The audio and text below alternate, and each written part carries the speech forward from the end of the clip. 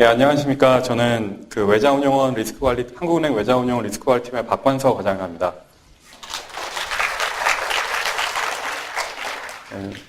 먼저 간략하게 제 소개를 드리자면요. 저는 2002년에 한국은행 입행했고요. 그리고 잠깐 동안 국제국에서 일하다가 곧바로 제 군대에 갔습니다. 제가. 그래서 군대에서 좀 장교로 가는 바람에 한 3년 4개월여 동안 군대에서 보냈고요. 그 다음에 이제 다시 돌아와서 국제국과 통계국에서 근무를 했었고요. 그 다음에는 뉴욕에 있는 콜롬비아 대학교에서 MBA를 했었습니다. 그리고 돌아와서 그 외자운용원에서 제가 2010년에 돌아왔거든요. 그래서 2010년 6월부터 지금까지 외자운용원 리스크관리팀에서 근무하고 있습니다.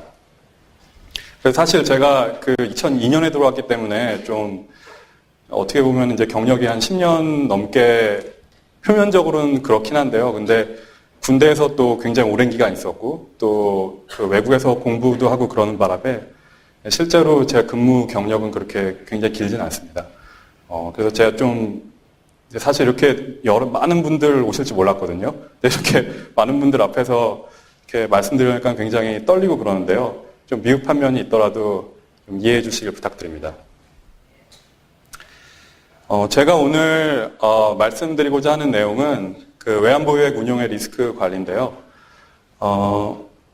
그래서 오늘 순서는 먼저 리스크 관리 프레임워크, 그 다음에 리스크 관리의 주요 툴, 그리고 리스크 관리를 위한 IT 시스템, 그 다음에 최근 리스크 관리 여건 변화, 그리고 한국은행의 대응, 이 순서로 말씀드리도록 하겠습니다. 사실 그 리스크 관리라는 그런 분야가 어떻게 보면 굉장히 좀 전문적이고 생소한 분야일 수도 있거든요. 그래서 여기 나오는 그런 개념들이나 이런 것들이 좀 많이 생소하실 수도 있을 것 같습니다. 그래서 혹시 제가 말씀드리는 중간에 개념 같은 거를 잘 모르겠다라든지 아니면은 기타 다른 질문사항 있으시면은 곧바로 이렇게 손 들고 물어봐 주시면은 제가 아는 한에서는 최대한 답변해 드리도록 하겠습니다. 첫 번째는 이제 리스크 관리 프레임워크인데요. 먼저 많은 분들 아시겠지만은 이제 요즘에 계속 외환보유액 얘기들 요즘에 또 많이 나오는 것 같은데요. 외환보유액이 이번에 또 사상 최대치를 기록했더라고요. 그러니까 10월 말 기준, 여기는 10월 말은 안 나왔는데 이게 지금 외환보유액 관련된 그런 헤드라인들입니다. 기사 헤드라인들인데 막 계속 사상 최대치 경신했다고 나오고 있습니다. 그리고 이번 10월에도 이제 3,400억 불을 넘어서 또다시 이제 사상 최대치를 경신했는데요. 3,400억 불이라고 하면은 그러면 이제 우리나라 돈으로 한 5, 60조 정도 되는 굉장히 큰 돈인데, 혹시 외환보유액이, 뭔지 아시나요? 예. 다 아시겠죠? 외환보유액 뭔지? 외환보유액은 여기 나와 있지만 국제수지 불균형 보전을 위해 불균형 보전을 위한 자금 조달이나 또 시장 개입을 통한 어떤 불균형 조정을 위한 그런 자금으로 사용하기 위해 통화당국이 즉시 이용 가능한 그런 외화 자산을 뜻합니다. 그래서 우리나라 외환보유액 같은 경우에는 한국은행이 보유하고 있죠. 사실 이제 한국은행과 이제 기획재정부가 같이 보유하고 있는데요. 한국은행이 보유한 쪽의 자산이 훨씬 많고요. 기획재정부는 한국은행보다 적은 그런 규모의 자산을 보유하고 있습니다. 그래서 일단 관리는 이제 한국은행이 하고 있는 거고요. 근데 외환보유액이 혹시 어디에 있는지 아시는 분 계신가요? 외환보유액이 어디 있을까요? 외환보유액이. 여기 예? 한국은행이에요. 그러니까 제가 여쭤본 건 물리적으로 외환보유액이 어디 있을까를 여쭤본 거거든요. 예. 그러니까 많은 분들이 사실 외환보유액 하면은 한국은행 지하 금고에 달러를 100달러짜리 지폐를 이렇게 다발로 이렇게 창고에 넣어놓고 그러고 있다고 생각을 많이 하시더라고요. 그래서 제가 왜 이 말씀을 드리냐면 제가 이제 군대 갔다 와서 국제부에서 일할 때 외환보유액 관련된 일을 했었거든요. 근데 제가 이제 외환보유액 매월마다 보도자료 발표하고 이번 달에 얼마였다, 작년에 비해서 얼마나 늘었다 그런 보도자료 발표하고 그런 일을 했었었는데 그 보도자료 발표할 때마다 꼭 이렇게 전화가 걸려오더라고요. 그래서 전화가 걸려와서 받아보면은 보통 이제 좀 나이가 지긋하신 그런 할아버지 분들이 전화를 많이 해주시는데 전화를 하셔가지고 아니 막 굉장히 호통을 치시는 분이 많았거든요. 호통을 치시면서 왜 이렇게 달러를 쌓아만 놓고 운용은 안 하냐고, 달러 쌓아놓기만 뭐 하냐고, 그러면은 이자만 받아도 그게 얼만데 뭐 하는 짓이냐고 그러면서 호통을 치시는 그런 할아버지 분들이 많았습니다. 그게 사실은 그렇지 않거든요. 사실은 이제 저희가 그 지폐를 다발로 해서 이렇게 창고에 보관하는 게 아니라 그 외환보액을 저희가 운용을 합니다. 외환보액을 각종 시장성 있는 미국 채권이라든지 아니면은 이를테면 예금을 한다든지 해서 계속 이자를 받고 있습니다. 근데 이런 오해가 일어나는 게 제가 생각하기에는 외환보액에 대한 그런 뉴스가 나갈 때마다 항상 그 자료 화면에 보면은 어떤 은행분들이 달러를 막 이렇게 뭉탱이로 옮기시고 그러는 장면이 항상 뉴스에 나오더라고요. 그래서 그걸 보면은 외환보액은 저렇게 지폐로 한국은행에 쌓아두고 있구나 이렇게 오해를 하게 되겠더라고요. 그래서 그렇게 생각하시는 분들이 많은 것 같습니다. 근데 그렇지 않습니다. 외환보액은 한국은행이 투자를 하고 있고요. 외환보액 3,400억 불 이상 모든 전액을 다 투자하고 있고 그리고 저희가 이제 해외 채권이나 예금으로 관리하고 있는 거죠. 현금은 없습니다. 그러니까 현금이 저희 지하에 보관돼 있다 그런 거는 사실 다 틀린 말입니다. 그래서 이제 문제는 그러면은 그걸 어떻게 운용하느냐가 가장 그런 핵심적인 그런 문제가 될 것 같은데요. 저희는 중요한 외환보액, 우리나라의 어떤 최종 대부 자산이잖아요. 최종 대부 자산이라고 하면 우리나라에 어떤 큰 문제가 생겼을 때 그 자금을 즉각적으로 사용해서 그 문제를 해결할 수 있는 그런 최종 대부자 역할을 이제 외환보액이 해야 되는데 그런 역할을 하기 위해서는 다음에 3가지의 중점을 둬서 저희가 운용하고 있습니다. 첫 번째는 역시 이제 유동성과 안정성이고요. 아무래도 외환보액은 저희가 비상시 항상 써야 되는 비상금이기 때문에 위험한 자산에 투자하지 않습니다. 안정적인 자산에 투자해서 언제나 꺼내서 쓸 수 있도록 안정적인 자산에 투자를 하고요. 그런 가운데 어떤 수익성을 제고할 수 있는, 그러면서도 그런 어떤 제약 하에서 가장 높은 수익을 얻을 수 있는 그런 투자처가 어디인가, 그런 게 가장 저희 외환보액을 운용하는 외자운용원의 가장 큰 고민이 될 것 같습니다. 그래서 여기 나왔지만 수익성과 유동성, 안정성을 가장 중요하게 해서 외환보액을 운용하고 있습니다. 저희 이제 외환보액은 이제 3가지 포트폴리오라고 하면 자산 덩어리 그 정도로 이제 말씀드릴 수 있을 것 같은데요. 3가지 포트폴리오로 운용하고 있습니다. 그래서 첫 번째가 이제 유동성 자산 포트폴리오. 유동성 자산 포트폴리오는 말 그대로 유동성이 굉장히 높은 현금과 가장 비슷한 그런 자산으로 운용하는 포트폴리오를 말하고요. 이렇게 유동성 자산을 유지하는 이유는 정말 비상시에 우리가 달러를 써야 될 때가 왔을 때 즉시 꺼내 쓸 수 있도록 이렇게 유동성 자산을 유지하고 있습니다. 그래서 이건 가장 유동성이 높은 미국 달러화 단기 금융 상품, 머니마켓이라고 나왔는데 이를테면은 미국 채권 중에서도 가장 단기인 트레저리 빌 같은 아니면은 예금 같은 그런 단기 상품, 가장 유동성이 높은 단기 상품으로 운용하고 있습니다. 그 다음에 수익성 자산은 유동성과 안정성을 아까 말했듯이 유동성과 안정성을 추구하는 가운데 수익성을 또 추구하는 그런 자산이거든요. 그래서 약간 더 수익률이 높은 그런 주요 선진국 통화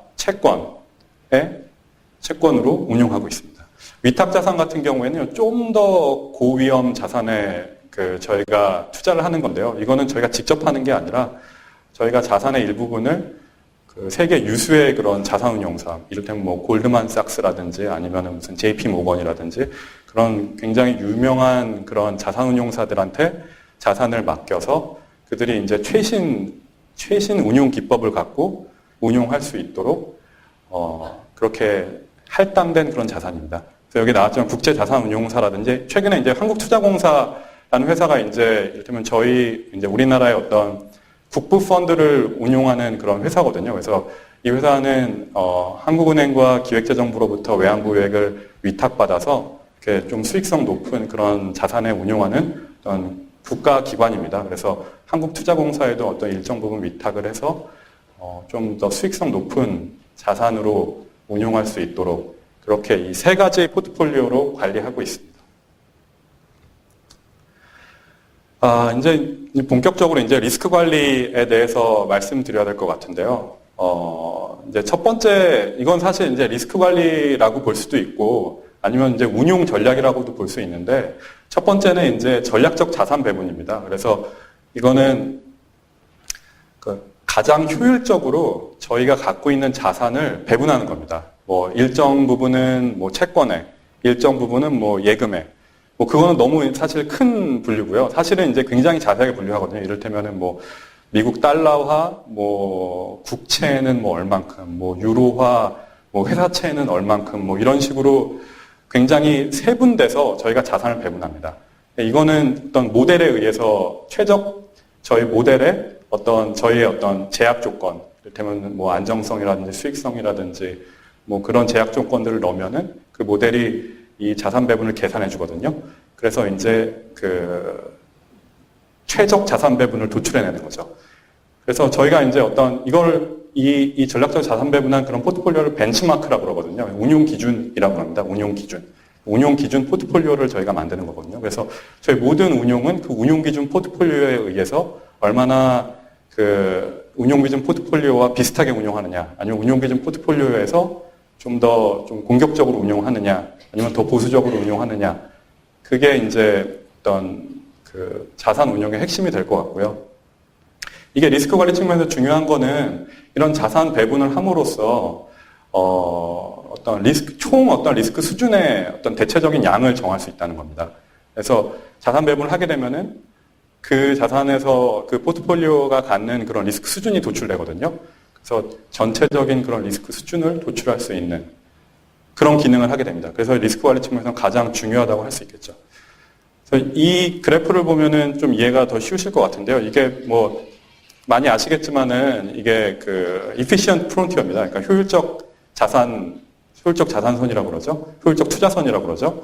그래서 이게 그 우상향하는 이유는 역시 이제 X축은 지금 그 위험도고, 그 다음에 Y축은 그 다음에 수익률인데, 당연히 위험성이 높아질수록 수익성 높아집니다. 마찬가지로 수익성이 높아질수록 위험성도 높아지고요.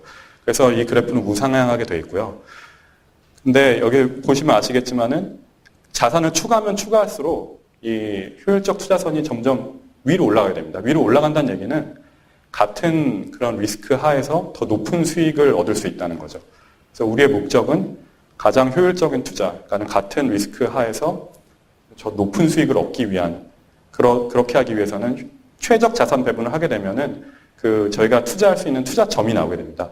일단 지금 이 점 자체는 좀 효율적 투자는 아니겠죠. 만약에 이 맨 위까지 투자할 수 있다면은 이 위까지 올라가야 되겠죠. 만약에 어떤 점을 이렇게 우리가 자산 배분해서 정해졌다. 그러면은 거기에 해당하는 그런 리스크가 나오지 않습니까? 이를테면 여기라면은 한 2% 정도 될 것 같은데요. 그 2% 수준, 2%라는 건 여기서 리스크라는 거는 괜히 그 자산 수익률의 표준 편차를 의미합니다. 그래서 그 표준 편차 크면 클수록 리스크가 커지는 겁니다. 그 표준 편차가 한 2% 정도 되는 그 정도가 우리 어떤 운용 기준, 효율적 자산 배분하에서의 리스크 수준이라고 보시면 될 것 같습니다. 그래서 자산 배분하면은 전체적인 리스크 수준이 정해진다라고 이해하시면 될 것 같습니다. 그 다음 이제 운용 지침인데요. 사실 이제 일반적으로 리스크 관리라고 하는 게 사실 이 운용 지침에 대한 겁니다. 운용 기준이 정해지면은 그 운용 기준으로부터 벗어날 수 있는 그런 범위를 운용 지침으로 정하게 됩니다. 여기 나왔지만은 이를테면은 뭐 투자 가능 상품 종류 및 신용 등급, 아니면은 뭐 통화별 구성. 그러니까는 저희도 이제 거의 많은 통화에 투자하기 때문에 뭐 달러만 투자하는 건 아니거든요. 달러, 뭐 유로화, 그다음에 뭐 일본 엔화, 뭐 그런 다양한 통화에 투자하기 때문에 그런 통화들의 구성 범위, 그런 거에 대한 제한, 얼마만큼 벗어날 수 있다. 그러니까 이를테면 운용 기준에서 달러를 50% 투자하게 돼 있는데 그걸 위아래로 뭐 10%씩만 벗어날 수 있다. 그런 게 바로 운용 기준입니다. 그래서 그런 운용 기준은 바로 우리 어떤 리스크 수준을 효과적으로 관리하기 위한 그런 수단이 되는 거거든요. 그래서 저희가 일반적으로 리스크 관리를 한다라고 얘기할 때는 그 운용 기준에서 이 실제 우리 투자가 운용 기준에서 얼마나 벗어나는지, 그게 운용 지침을 잘 지키고 있는지를 모니터링하고 관리하는 것을 리스크 관리라고 얘기합니다.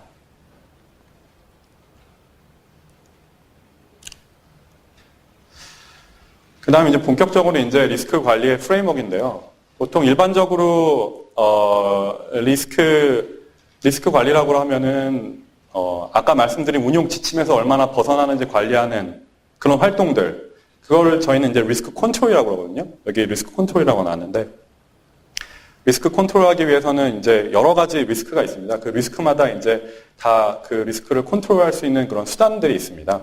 그래서 그런 수단들을 갖고 저희가 그 각각의 포트폴리오 리스크를 관리하게 됩니다. 먼저 이거는 이제 리스크의 그 종류의 리스크의 정의인데요. 마켓 리스크, 그러니까 시장 리스크죠. 시장 리스크 같은 경우는 시장 요인에 의해서 포트폴리오의 가치가 변동하는 그런 리스크. 그 다음에 신용 리스크. 이 시장 리스크랑 신용 리스크가 사실 가장 포트폴리오 리스크 중에 가장 중요한 리스크로 할 수 있을 것 같은데요. 신용 리스크는 어떤 신용 요인, 그러니까는 어떤 우리가 어디 투자하고 있는데 그 투자한 그런 회사가 파산했다든지 그런 디폴트 리스크라든지 아니면은 그 투자한 회사의 신용 등급이 떨어져서 그 회사의 가치가 많이 떨어졌다든지 그런 다운그레이드 리스크 같은 그런 것들, 그런 요인들로 인해서 우리가 갖고 있는 포트폴리오의 가치가 변동하는 그런 리스크를 신용 리스크라고 합니다. 그 다음에는 그 리퀴디티 리스크, 이건 유동성 리스크인데요. 이거는 우리가 뭔가 어떤 보유하고 있는 자산을 팔려고 그러는데 그게 시장에서 안 팔린다. 시장에서 받아줄 사람이 없다.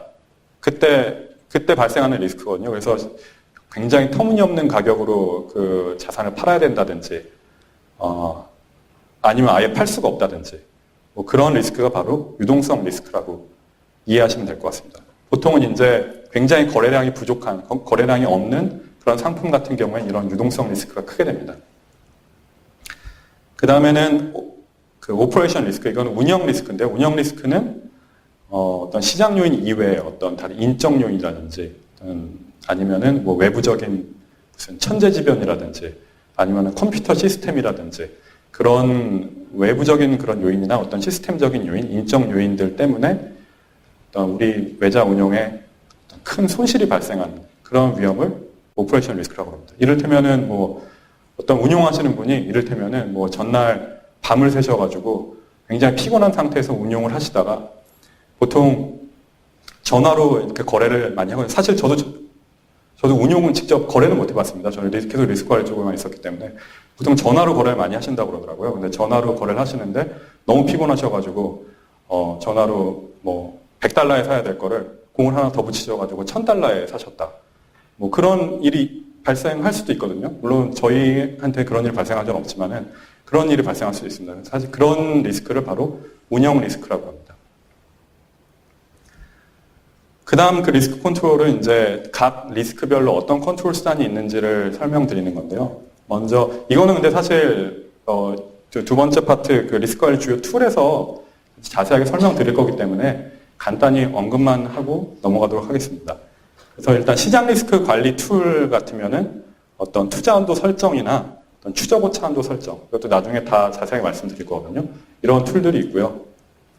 그 다음에 이제 그 신용 리스크 관리 툴로는 어떤 익스포저 한도. 익스포저라고 그러면은 제가 어떤 투자 노출도라고 해야 될까요? 뭐 어떤 특정 기업에 대해서 어떤 특정 기업이 발행한 채권을 뭐 100억 불 갖고 있다. 그러면은 그 100억 불이 그 기업에 대한 익스포저가 되겠죠. 그래서 그런 익스포저 한도. 그다음에 거래 익스포저 한도. 이건 뭐 특정 거래에 대해서 뭐 얼마만큼 제한을 한다든지. 예, 그런 한도들이 있고요. 그다음 유동성 리스크 어떤 컨트롤 그런 수단으로는 뭐 어떤 유동성 자산 규모를 제한한다든지 당연히 얼마 이상으로 제한하는 거였죠. 유동성 자산을 크면 클수록 안전한 거기 때문에 얼마 특정 규모 이상으로 제한한다든지 아니면은 뭐 유동성이 가장 높은 상품, 즉 뭐 미국 정부채에 대한 투자를 어느 정도 이상 해야 된다.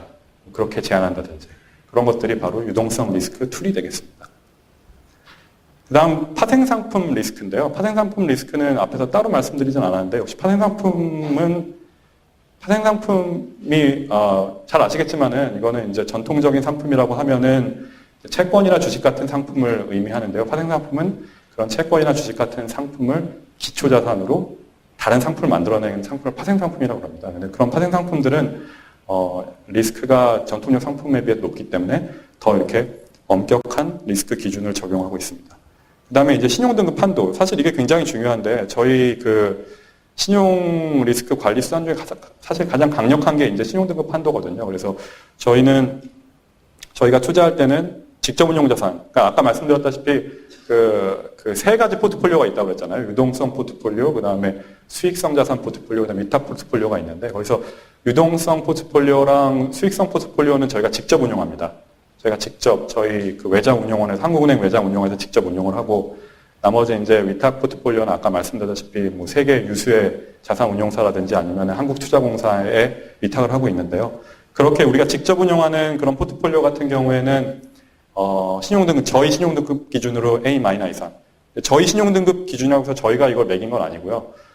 아시겠지만은 세계에서 이제 가장 그 유명한 3대 그 신용평가 기관이 있습니다. 그래서 그 3대 신용평가 기관의 중간 등급을 적용했을 때, 그러니까 무디스랑 S&P랑 피치가 되겠죠. 그 세 기관이 부여한 신용등급의 중간 등급이 A- 이상 되는 그런 채권에만 투자하고 있고, 위탁자산은 BBB- 이상. 참고로 말씀드리면 BBB- 투자 등급입니다. 그래서 당연히 모든 저희가 투자할 수 있는 모든 채권들은 투자 등급 이상인 채권들로 투자하고 있습니다.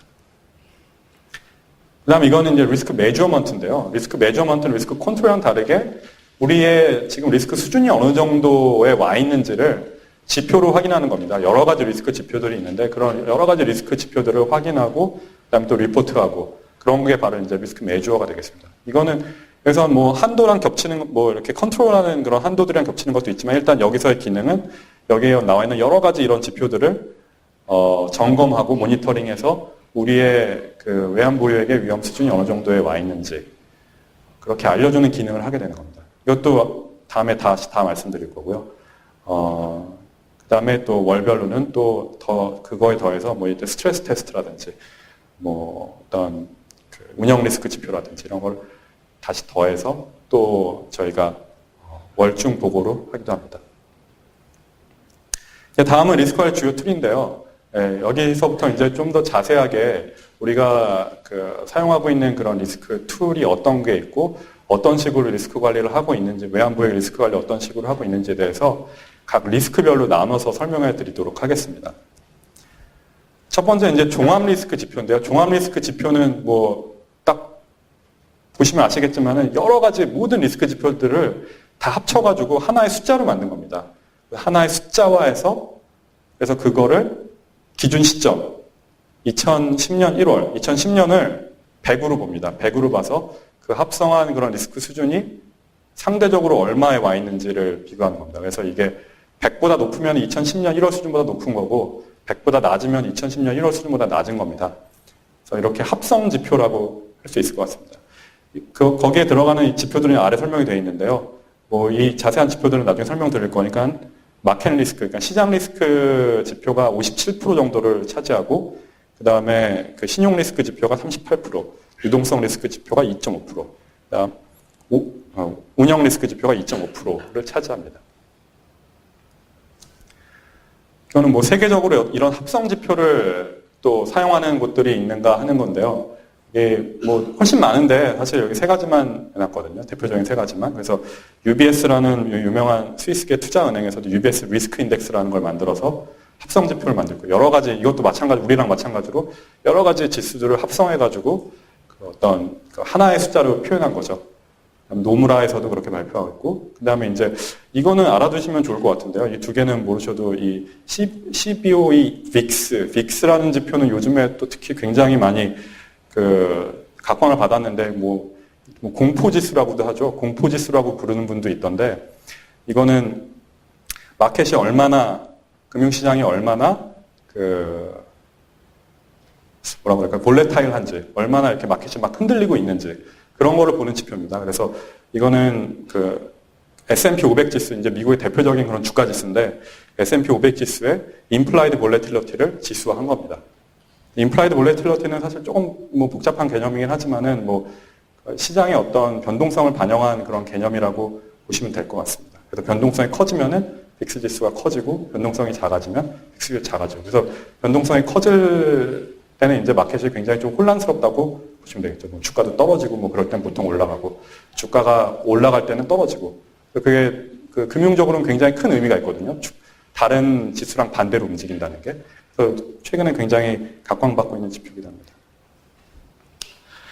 그 다음에 이제 시장 리스크 지표들인데요. 시장 리스크 툴들. 우리가 어떤 시장 리스크를 관리할 때 어떤 툴을 갖고 관리하나 하는 걸 하나씩 설명해 드리려고 하는데요.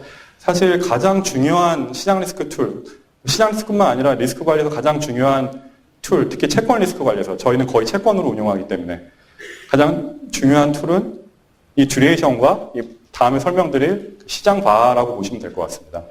그래서 듀레이션은 사실 채권에 대해서 조금 공부해 보신 분들이라면 당연히 잘 아실 텐데요. 워낙 중요한 그런 채권 평가할 때 워낙 중요한 수단이기 때문에, 그렇지만 리스크 관리 측면에서도 굉장히 중요한 수단입니다. 듀레이션은. 그래서 듀레이션의 의미는 이 식을 보시면 될 것 같은데요. 사실 뭐 굉장히 복잡해 보이지만 단순한 식입니다. 그래서 가중평균 만기를 의미하는 거거든요. 듀레이션은 가중평균 만기. 모든 캐시플로우를 현재화해 준 겁니다. 현재화해 줘가지고 시간의 개념으로 표현해 준 거거든요. 그래서 시간 얼마나 가중평균 만기가 얼마 됐냐. 뭐 이를테면은 뭐 그렇기 때문에 이 표현 자체는 연으로 나타납니다. 몇 년. 그래서 듀레이션 하면은 뭐 이를테면 듀레이션이 5년이다, 뭐 10년이다 이렇게 나타나는데, 이게 리스크 관리 측면에서 굉장히 중요한 이유가 결국 이제 만기랑 비슷한 거죠. 이를테면 30년 만기 채권이다 그러면은 듀레이션이 30년은 안 됩니다. 이자에 따라 다르긴 하지만은 뭐 한 20년, 뭐 25년 뭐 이 정도 될 것 같은데요.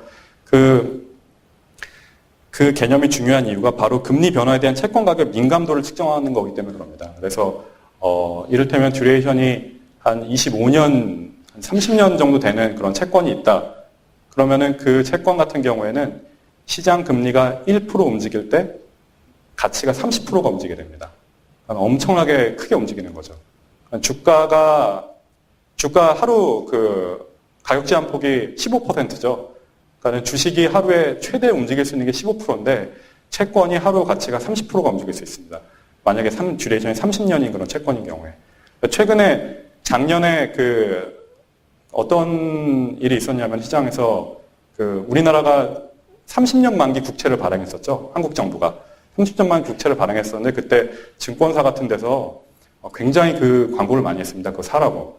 30년 만기 채권, 30년 동안 한국 정부가 망할 리는 없고, 굉장히, 그리고 금리도 다른 거에 비해 좋은 편이고, 왜냐하면 만기가 길수록 금리는 높아지거든요. 그래서 금리도 좋은 편이고, 망할 이유도 없고, 안정적인 수익을 얻을 수 있다고 광고를 많이 해서, 뭐 신문 보니까는 거액 투자자분들이 굉장히 많이 투자했다고 그러는데, 올해 굉장히 손해를 많이 보셨죠, 그분들이. 그게 30년 만기 채권이면 아마 듀레이션 20년이 넘을 텐데, 그때보다 지금 시장 금리가 1% 정도 아마 떨어졌을 겁니다. 그러면은 그때 30년 만기 채권을 사신 분들은 시장 가치로 봤을 때 채권 가격을 20% 정도 손해보신 거죠. 20% 이상. 그만큼 굉장히 위험한 거고요. 듀레이션이 길면 길수록 엄청나게 위험해지는 겁니다. 그렇기 때문에 저희는 듀레이션을 관리하고 있거든요. 듀레이션은 어느 정도 수준에서 유지할 수 있도록 관리하고 있습니다. 그게 가장 중요한 그런 시장 리스크 관리 수단이 되겠습니다. 그 다음은 또 말씀드렸지만은, 가장 또 중요한 그런 시장 리스크 관리 수단, value and risk거든요. VAR라고 하거든요. 그래서 여러분들 오늘 오셨는데, 제가 생각하기엔 리스크 관리로서의 어떤 듀레이션의 개념, 그 다음에 이 VAR의 개념, 이 두 가지만 확실히 알고 가셔도 오늘 오신 좀 보람이 있지 않으실까, 그렇게 조심스럽게 제가 말씀드려 보는데요.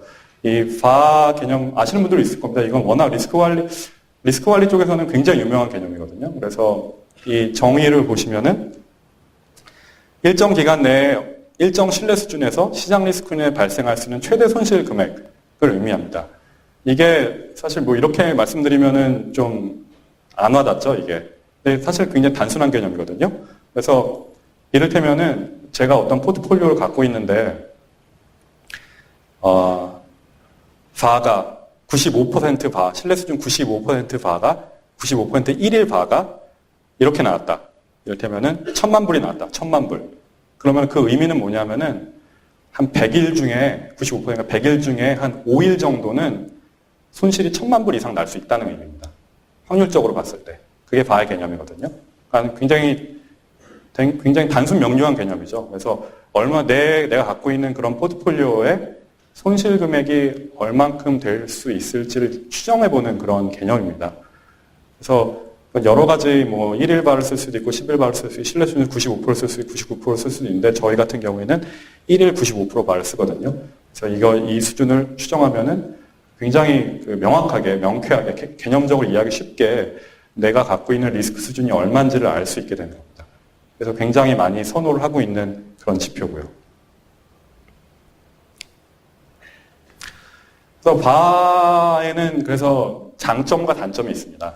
장점은 제가 방금 말씀드렸지만은 비교가 용이하고 이해하기가 쉽다. 굉장히 이해하기 명쾌하잖아요. 그냥 내가 100일 동안 한 5일 정도는 이 정도 손실이 날 수 있겠구나. 그렇게 생각할 수 있는 거니까는 굉장히 이해하기 쉽습니다. 그래서 그 손실 금액이 늘었다. 뭐 이를테면 1000만 불에서 바가 1000만 불에서 뭐 2000만 불이 됐다 그러면은 원래 내가 100일 동안 5일 정도 날 수 있는 손실은 1000만 불이었는데 갑자기 그게 2000만 불로 늘었구나. 그렇게 생각할 수 있는 굉장히 명쾌하게 이해할 수 있거든요. 그렇기 때문에 이해가 쉽고 그 다음에 또 이건 다 모델로 계산이 되는데요. 모델 안에 어떤 변동성과 상관관계들이 다 들어가 있기 때문에 그런 모든 어떤 자산관의 코릴레이션을 반영한 그런 결과물입니다. 그렇기 때문에 어떤 신뢰도 면에서도 높을 수도 있고요. 그리고 뭐 시장, 신용, 유동성, 운영 모든 거에서 다 적용할 수 있고 이를테면 시장 리스크, 방금 말한 건 시장 리스크 반대, 뭐 신용 리스크에서도 이따 말씀드릴 거지만은 뭐 신용 이벤트에 의해서 내가 100일 동안 한 5일 정도는 뭐 이 정도 손실이 발생할 수 있겠구나. 뭐 똑같이 이렇게 적용할 수 있는 거거든요. 그렇기 때문에 굉장히 적용성도 넓고 그래서 굉장히 중요하고 많이 쓰이는 개념입니다. 그렇지만 단점이 있습니다. 단점이 뭐냐면은 이게 과거 자료를 바탕으로 산출됐다는 게 아주 큰 단점이거든요. 과거 자료를 바탕으로 해서 한 그런 상관관계들이 반영이 되어 있습니다. 그래서 사실 이게 우리가 알고 싶은 건 과거가 아니라 미래인데 그 미래에 대해서 얘기해 주는 거는 사실 많지 않습니다. 그러니까 물론 이게 미래에 대해서 얘기해 주는 거긴 하죠. 근데 그 모든 근거는 과거에 있다는 거죠. 그러니까 그렇기 때문에 이거를 전적으로 신뢰하기에는 좀 부족하다는 거죠. 그래서 실제로 그 2008년 그 리만 사태가 나고 금융위기가 났을 때 모든 기관들이 다 바를 사용하고 있었거든요. 근데 아무 기관도 그 정도 손실이 날 거라는 걸 바로 예측을 하지 못했었다는 게 가장 큰 문제가 됐었습니다. 그래서 실제 손실은 바에서 예상한 것보다 막 100배 뭐 이렇게 난 거죠. 그런 문제가 있었기 때문에 최근 많은 그런 금융기관들이 바를 넘어서는 그런 다른 리스크 관리 개념을 도입하려고 많이 노력하고 있습니다. 거기에 대해서는 좀 이따 나중에 다시 말씀드릴 거고요. 그래서 뭐 이게 파라메트릭한 방법이라고 나오는데 파라메트릭한 방법은 이거는 이제 별 어려운 개념이 아니고요. 그 어떤 평균하고 표준 편차를 갖고 그 두 개만 갖고 분포를 추정하는 겁니다. 실제로 분포를 도출하는 게 아니라 데이터를 갖고 도출하는 게 아니라 그런 방법으로 추정을 하기 때문에 이게 한계가 있는 거죠. 또 그러거나 정규 분포를 가정하기 때문에. 사실은 시장은 정규 분포로 돼 있죠. 그래서 이제 정규 분포라고 하면은 그래서 여기 뭐 바나 뭐 이런 데서 나오는 분포라고 하면 당연히 이제 수익률 분포를 얘기하는 거거든요. 그러니까 수익률이 과연 정규 분포 형태를 띨 것인가? 수익률의 확률 분포가. 근데 그렇진 않거든요. 보통은 이제 텔이라고 그러는데 양쪽 극단이 굉장히 두꺼운 그런 형태를 띠거든요. 수익률 분포는. 그러니까 그 얘기는 뭐냐면은 수익률이 평균점에 이렇게 많이 몰려 있기도 하지만은 굉장히 극단적인 그런 수익률이 나올 확률도 정규 분포가 예상하는 것보다 크다는 얘기죠. 그렇기 때문에 이건 정규 분포 가정 때문에 좀 한계가 있습니다. 그 다음 로컬 커런시 반대요. 이거는 이거는 어떤 기타 통화의 환율 변동을 감안하지 않는 바라 좀 뭐 사실 어려운 개념은 아니고요. 이게 저희가 VAR을 계산할 땐 당연히 US 달러 기준으로 계산하거든요. 미국 달러 기준으로. 그 얘기는 저희가 갖고 있는 그런 유로화라든지 뭐 파운드화라든지 일본 엔화라든지 그런 자산도 그런 자산이 달러로 환산될 때 그런 손익, 변동, 그런 리스크 그런 것까지 다 반영이 된 거거든요. 근데 이거는 그런 게 반영 안 되는 겁니다. 순수하게 로컬 커런시 기준으로. 그런 환산할 때, 트랜슬레이션 할 때, 환산할 때 그런 리스크가 반영 안 된 거. 이런 게 왜 유용하냐면은 이게 사실 저희 그 외환보액 같은 경우에는 외환보액은 특별히 뭐 어떤 통화 구성을 변화시키지 않거든요. 거의 비슷한 통화 구성을 계속 가기 때문에 그거를 굳이 US 달러로 다 환산시켜가지고 계산할 필요는 별로 없습니다. 그렇기 때문에 이 로컬 커런시 바가 그런 면에서 의미를 갖는 거죠. 그 다음에 이제 추적오차인데요. 추적오차도 역시 뭐 중요한 개념입니다. 추적오차는 아까 맨 초반부에 말씀드렸던 운용 기준 포트폴리오, 그 벤치마크라고 말씀드렸는데요. 아까 최적 운용 기준, 아까 자산 배분을 통해서 우리가 도출한 운용 기준 포트폴리오. 거기부터 우리가 실제로 운용하는 게 얼마나 벗어났는지를 측정하는 겁니다. 그래서 이걸 사전적으로 측정할 수도 있고 사후적으로 측정할 수도 있는데 사후적은 뭐 당연한 거고 사후적이란 건 되게 단순한 개념이고요. 실제로 우리가 운용했을 때 운용 기준 포트폴리오도 어떤 수익률이 나올 텐데 그 운용 기준 포트폴리오 수익률보다 얼마나 더 높았다든지 얼마나 더 낮았다든지 그런 게 바로 사후적 트래킹 에러, 추적 오차가 되겠고요. 사전적은 이것도 시스템으로 계산되는 건데요. 내가 갖고 있는 그런 실제 포트폴리오의 특성상 이게 우리의 어떤 벤치마크 포트폴리오, 운용 기준 포트폴리오랑 얼마나 수익률 격차가 날지를 확률적으로 계산하는 겁니다. 저희가 리스크 관리 관점에서 중요시하는 건 이 사전적 트래킹 에러고요. 그래서 이거를 저희가 시스템을 계산해서 우리 지금 포트폴리오의 트래킹 에러를 계산해서 그걸 관리하고 있습니다. 그 다음에 이제 베타인데요. 베타는 뭐 주식 투자해 보신 분들은 베타 개념을 많이 아시는 분들도 있을 텐데, 베타는 이제 보통 일반적으로는 이런 개념이거든요. 이렇게 회귀 분석, 리그레션을 해가지고, 시장 어떤 리턴하고, 그 다음에 우리가 갖고 있는 그런 포트폴리오의 그런 수익률을 리그레션 해가지고, 이게 보면 어떤 비율이죠. 비율을 계산한 건데, 이 베타가 높으면 높을수록 시장에 비해서 어떤 수익률 변화가 크다는 걸 의미합니다. 그래서 보통 이게 사실 막 경기 많이 타는 주식들은 베타가 높다고 그러잖아요. 그리고 경기 별로 안 타는 주식들, 이를테면은 무슨 뭐 한전이라든지 뭐 이런 유틸리티 그런 주식들은 좀 베타가 낮다고 얘기하잖아요. 그 이유가 이제 베타가 낮으면은 시장에 비해서 좀 더 덜 움직이고 베타가 높으면 시장보다 더 많이 움직이는 걸 뜻하는 거기 때문입니다. 근데 저희는 이 마켓 리턴이 아니라 아까 말씀드린 운용 기준에 대해서 리그레션을 합니다. 그래서 베타를 구하는데 그렇기 때문에 저희 이제 리스크 관리 측면에서의 베타의 의미는 시장보다 우리가 운용하는 포트폴리오가 얼마나 수익률이 많이 더 움직이나 그런 게 아니라 운용 기준에 비해서 얼마나 더 많이 움직이나 운용 기준이 수익률이 1만큼 움직일 때 우리 실제 운용하는 포트폴리오의 수익률이 1.5만큼 움직인다면 베타가 1.5가 되는 겁니다. 더 위험한 거겠죠, 그러면. 베타는 높아지면 높아질수록 더 변동폭이 커지는 거기 때문에 더 위험하게 되는 거죠. 그래서 이 베타 지표도 저희가 직접 모니터링하고 있습니다. 그 다음은 이제 스트레스 테스트. 스트레스 테스트 역시 요즘에 팬시하게 많이 이제 보는 그런 리스크 관리 지표인데요. 이거는 시뮬레이션을 하는 겁니다. 그래서 시장에 어떤 충격이 있다는 거 시뮬레이션을 주고 그때 이 포트폴리오의 수익이 얼마나 감소하는지를 추정하는 겁니다. 추정하는 툴입니다. 그게 바로 스트레스 테스트고요.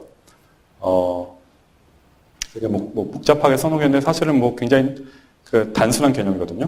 그래서 이런 시나리오를 넣게 됩니다. 이를테면은 뭐 미국 트레저리 금리, 미국 국채 금리가 200bp 올랐다. 200bp라면 2%죠. 2% 올랐다. 그러니까는 저희는 아시겠지만 채권은 이제 금리가 올라가면 채권 값은 떨어지거든요.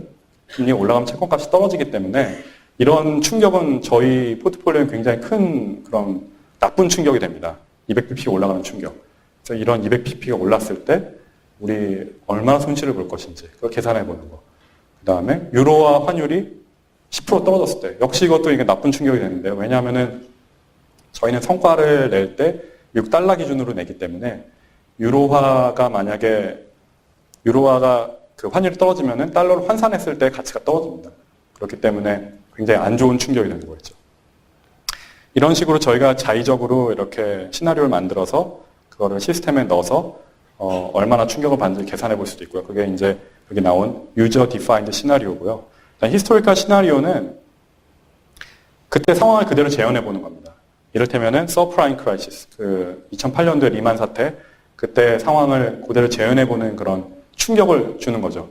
그때 뭐 금리라든지 환율이라든지 스프레드라든지 뭐 그런 모든 리스크 팩터 변동들을 다 집어넣어가지고 그 상황이 다시 온다면은 우리 외환보유액에 얼마나 충격을 줄지를 계산해 보는 겁니다. 마찬가지고요. 뭐 아시안 커런시 크라이시스 마찬가지고. 그런 식으로 저희는 그 스트레스 테스트를 하고 저희 외화 자산의 위험을 체크하고 있습니다. 이거는 또 아까 전에 말씀드렸던 운용 지침, 그러니까는 운용 기준으로부터 벤치마크 포트폴리오, 운용 기준 포트폴리오로부터 얼마만큼 벗어날 수 있다라는 그런 한도를 관리하는 거거든요. 그래서 아까 말씀드린 우리가 그 기준으로 삼는 벤치마크, 운용 기준 포트폴리오가 있으면은 그 포트폴리오도 역시 이제 그 통화별 구성이라든지 아니면은 듀레이션이라든지 이런 것들이 다 나오는데요. 거기에 대한 그런 벗어날 수 있는 한계를 저희가 정한다. 이걸 뭐 리스크 톨러런스 레벨이라고 나오는데요. 그래서 이런 한계를 정해서 그 한계에서 벗어나는지 안 벗어나는지를 지속적으로 매일매일 체크를 하는 거죠. 그래서 벗어나면은 워닝을 준다든지 아니면은 뭐 그 어떤 투자를 뭐 이쪽은 하지 말고 저쪽으로 하라 뭐 그런 식의 어떤 워닝을 준다든지 뭐 정보를 준다든지 그런 식으로 저희가 한도 관리를 하고 있습니다.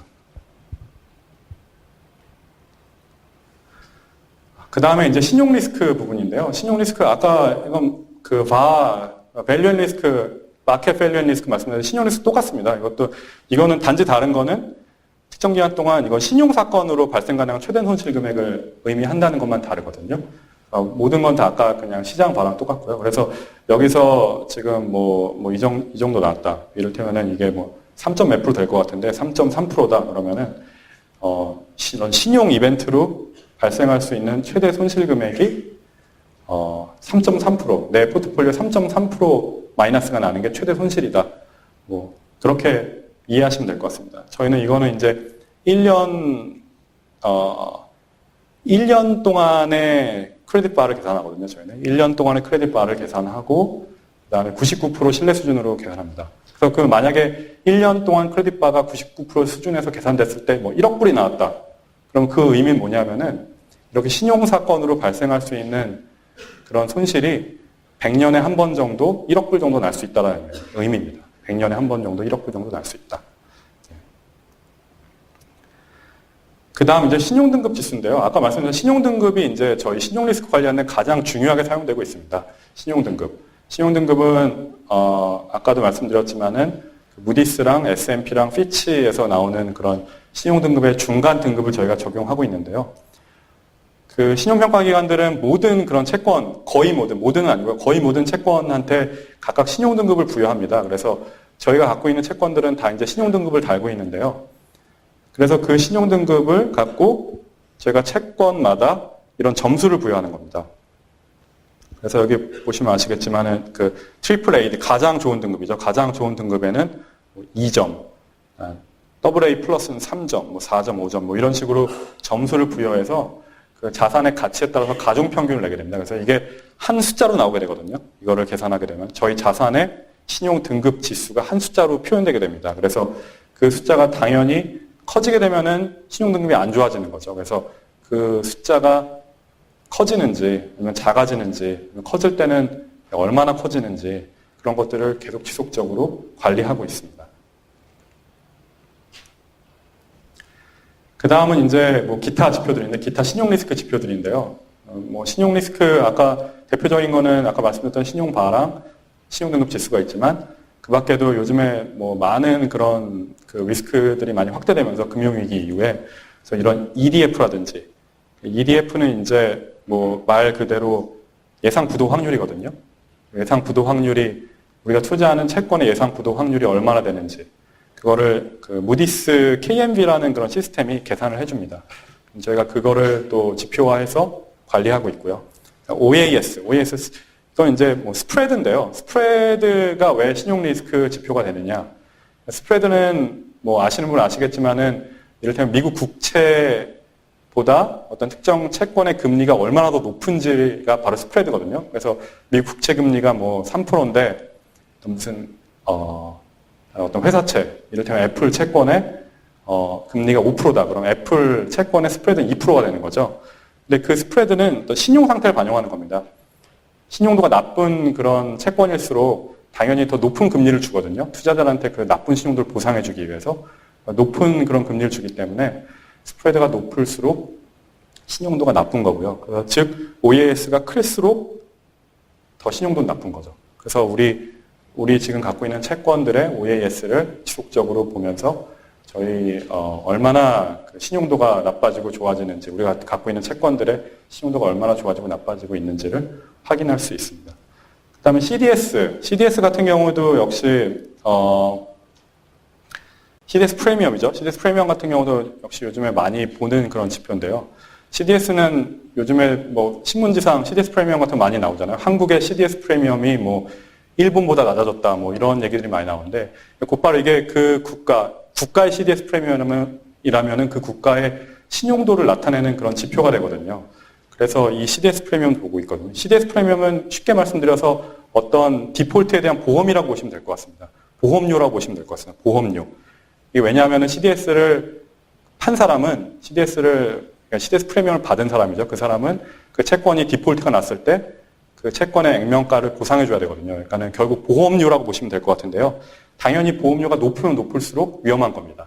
보험료가 디폴트 날 확률이 크기 때문에 더 큰 보험료를 받는 거기 때문에, 그래서 이 CDS 프리미엄, 즉 어떤 채권에 대한 보험료 또 저희가 모니터링하면서 얼마나 신용 리스크가 증감하는지를 관리하고 있습니다.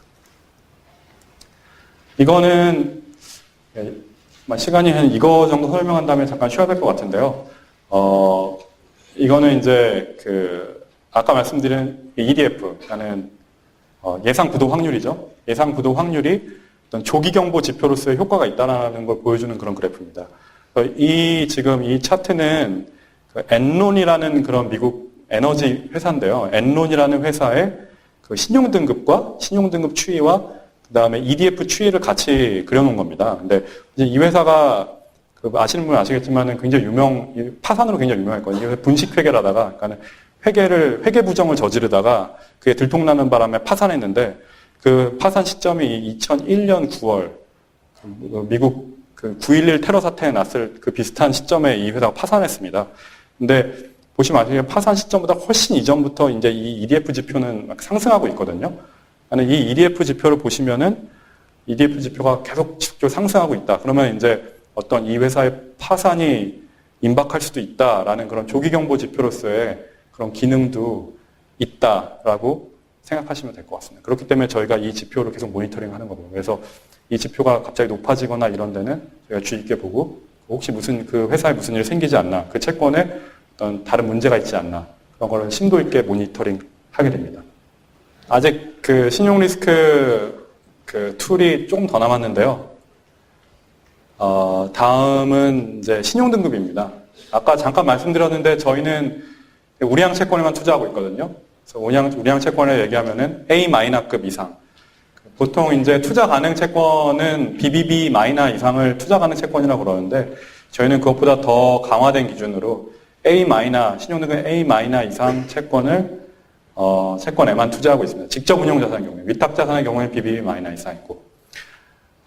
그래서 그 시장성 있는 유가증권을 하면은 당연히 국채나 아니면은 어떤 지방정부가 발행한 채권, 그리고 회사채, 아니면은 뭐 ABS나 MBS 같은 그런 자산유동화 채권, 그런 채권들에 투자하고 있습니다.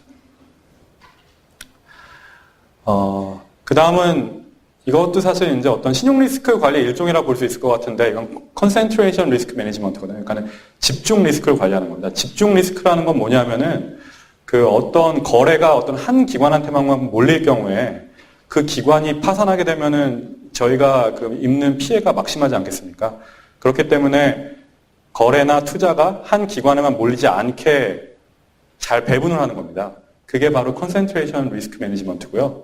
그래서 저희는 그 어떤 집중 리스크 관리 수단으로 두 가지 정도를 하고 있는데요. 첫 번째가 이제 채권 발행자별 집중 리스크. 그러니까는 같은 채권, 같은 사람이 발행한 그런 채권에 너무 많이 투자하지 않게 하는 겁니다. 이를테면은 뭐 골드만삭스라든지 뭐 모건 스탠리라든지 그런 애들이 이제 그런 기관들이 채권을 발행하게 되는데 너무 한 기관한테 몰리지 않게 하는 겁니다. 그래서 뭐 위험 집중도가 8%를 넘지 않게 한다. 굉장히 어려운 말이 써 있는데요.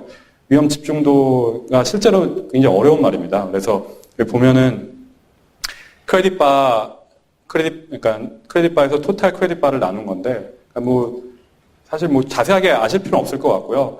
그러니까는 크레딧바라고 하면 아까 말씀드렸다시피 신용 사건으로 발생할 수 있는 손실액인데요. 이거는 개별 크레딧바라고 하면 그 개별 기관이 파산했을 때 우리가 보는 손실액을 의미한다고 보시면 될 것 같습니다. 그래서 이 크레딧바가, 개별 기관에 대한 크레딧바가 크면 클수록 그 기관에 대한 그런 한도는 조금씩 주고 있습니다. 위험한 기관일수록 조금 투자하게. 그런 식으로 되어 있는 거죠. 그래서 그런 식으로 집중 리스크를 관리하게 되죠. 그래서 신용도가 높고 크레딧바가 낮은 기관한테는 좀 한도를 많이 주고 있고요. 신용도가 낮고 크레딧바가 높은 기관한테는 투자 한도를 조금씩 주고 있습니다. 그다음 예치금에 대한 집중 관리. 마찬가지로 그 예금도 마찬가지거든요. 한 곳에 몰리면은 그 기관이 파산했을 때, 은행이 파산했을 때, 예금은 보통 은행이 하니까 그 은행이 파산할 때 손실이 크지 않겠습니까? 그래서 그 예금을 분산해서 하는 겁니다. 예금을. 이번에도 무슨 동양 사태 뭐 이런 데서 보셨겠지만은 예금이 한 군데를 몰려가지고 거기다 몰빵했다가 파산이 나면은 굉장히 큰 손실을 보죠. 근데 그런 일이 일어나지 않게 하는 거죠. 그래서 보통은 이제 금리가 뭐 개인과 마찬가지로 기관도 사실 금리가 높은 기관에 몰릴 수밖에 없거든요. 금리를 높이 주는 그런 은행들이 있습니다. 보통 그런 은행들은 이제 좀 안 좋은 은행들이죠. 신용도가 안 좋은 은행들. 그렇지만 그래도 그런 은행들에 대한 그런 예금 유인이 있기 때문에 금리를 높이 주니까 그런 데만 몰리지 않도록 하기 위해서 예금에 대한 그런 한도 관리도 하고 있습니다. 그 다음 이제 거래 상대방에 대한 리스크 관리인데요. 거래 상대방은 이제 뭐냐면은 우리랑, 거래 관계를 맺는, 그러니까는 채권을 발행하거나 뭐 예금을 하거나 그런 게 아니라, 이를테면 여기서 뭐 채권 거래라고 하면은 중간에서 이제 채권을 우리한테 팔아주는 그런 기관이라고 할 수 있죠. 보통 이제 뭐 저희는 이제 세계적인 그런 인베스트먼트 뱅크들하고 거래를 하거든요. 이를테면 아까 계속 얘기하지만 뭐 골드만삭스라든지 뭐 모건 스탠리라든지 뭐 JP 모건이라든지 이런 기관들이 우리한테 채권을 파는 거죠. 물론 그거는 자기네 채권일 수도 있고 골드만삭스 채권일 수도 있고 아니면은 뭐 다른 데 채권, 뭐 미국 국채일 수도 있고 그런 채권들을 우리한테 파는데 그런 거래 기관을 의미하는 겁니다. FX 같은 경우에는 우리랑 통화 거래하는 환거래죠. 만약에 우리가 이제 달러를 갖고 있는데 그걸 유로로 받고 싶다 하면은 거래 상대방이 우리한테 유로를 파는 거죠. 그리고 우리는 그 거래 상대방한테 달러를 주고 그런 식의 거래 상대방인 거고요. 디포짓은 아까 얘기했지만 은행인 거고요. 우리가 예금을 하는 은행들. OTC는 이거는 그 장외 파생 상품을 의미합니다. 장외 파생 상품. OTC는 오버 더 카운터라고 해서 이제 장외 거래를 의미하거든요. 그래서 파생 상품 중에서도 뭐 선물 같은 그런 파생 상품은 장 내에서 거래소가 있어서 그 거래소에서 거래를 하는데 이 OTC 파생 상품 같은 경우에는 직접 거래하는 겁니다. 유명 IB들이 뭐 골드만 같은 데가 자기네가 직접 상품을 만드는 거죠. 상품을 만들어가지고 우리 같은 그런 고객들한테 파는 거죠. 그래서 그런 거래를 의미하는 거거든요. 그래서 다 거래마다 위험도가 다 조금씩 다르기 때문에 그 위험도에 맞춰서 그 거래 상대방에 대한 그런 신용도 기준을 다 갖고 있습니다. 그래서 최소한 이 정도 신용도 이상 되는 기관이래야지만 저희랑 채권 거래를 한다든지 FX 거래를 한다든지 디파짓 거래를 한다든지 OTC 거래를 한다든지 할 수 있습니다. 거기다가 뭐 어떤 평판이라든지 그 규모라든지 그 거래 기관에 그 거래 기관이 뭐 조그만 기관이면은 좀 위험하겠죠. 그러니까 좀 크고 좀 글로벌한 그런 기관 위주로 저희가 거래를 하고 있습니다. 이건 거래 상대방에 대한 익스포저 관리, 이 은행별 익스포저 관리랑 그다음 개별 발행 익스포저 관리, 아까 집중 리스크 때 말씀드렸던 그런 채권 발행자 관리하는 거랑 은행들 분산시키고 은행들 한 곳에 몰리지 않게 그 관리하는 거랑 똑같은 거거든요. 그래서 이건 넘어가도록 하고요. 장외 파생 상품 및 RP 익스포저 한도. 그러니까 개별 거래자에 대해서 저희가 이제 또 장외 파생 상품, OTC 파생 상품 거래할 때 그 개별 거래자마다 저희가 또 한도를 주고 있습니다. 그래서 그 한도 이상으로는 거래를 못하게. 그런 식으로 거래 상대방 리스크를 관리하고 있습니다. 그 다음에 이제 유동성 리스크 관리인데요. 유동성 리스크라는 건 아까 말씀드렸다시피 제가 뭔가를 팔고 싶은데 받아줄 사람이 없다거나 시장이 없다거나 가격이 없다거나 거래량이 부족하다거나 해서 손실을 보는 건데요. 그 리스크를 관리하기 위해서는 저희가 유동화 비용이라는 거를 유동성 리스크 지표로 관리하고 있습니다. 그래서 유동화 비용이라고 얘기하면은, 이런 겁니다. 그래서 우리가 지금 자산, 3천억 불 넘는 자산을 갖고 있는데 그 자산을 한꺼번에 다 시장에서 판다. 그러면은 돈이 얼마나 들까? 그걸 계산하는 겁니다. 팔 때 그 돈 드는 비용은 바로 이 비드오퍼 스프레드라는 걸로 계산하거든요. 그래서 비드오퍼 스프레드는 아시는 분들도 있을 것 같은데요. 그러니까는 내가 살 때는 뭔가 이렇게 이를테면 채권을 산다 할 때 살 때는 더 돈을 주고 사야 됩니다. 시장 가격보다. 그리고 팔 때는 시장 가격보다 좀 돈을 덜 받고 팔아야죠. 왜냐하면 그 맞은 만큼은 이제 거래 상대방이 거래 기관들, 그러니까 이를테면 인베스트먼트 뱅크들이 그 거래 마진을 가져가는 거거든요. 그래서 우리 같은 고객들은 팔 때는 더 싸게, 그리고 살 때는 더 비싸게 사기 때문에 그게 바로 비드오퍼 스프레드입니다. 그 가격 차이가. 그 가격 차이만큼 저희가 손실을 본다고 다 팔 때, 우리 자산을 가진 자산을 모두 다 팔 때 그 가격 차이만큼 손실을 본다고 가정을 하고 이 유동화 비용을 계산하는 거죠. 그래서 이 유동화 비용이 커지면 커질수록 저희 유동성 리스크가 크다고 판단하는 겁니다. 근데 사실 이거는 좀 현실적이지 못하잖아요. 저희 3천억 불이 넘는 자산 어떻게 한꺼번에 처분하겠으며 또 그런 상황이 온다면 얼마나 시장이 안 좋겠어요. 그런 시장이 안 좋은 상황 속에서 팔려면 사실 더 싸게 팔아야 되겠죠. 그런 걸 감안한 게 바로 이 하이 비드오퍼 스프레드나 헤어컷 어썸션을 가정한 그런 유동화 비용 계산입니다.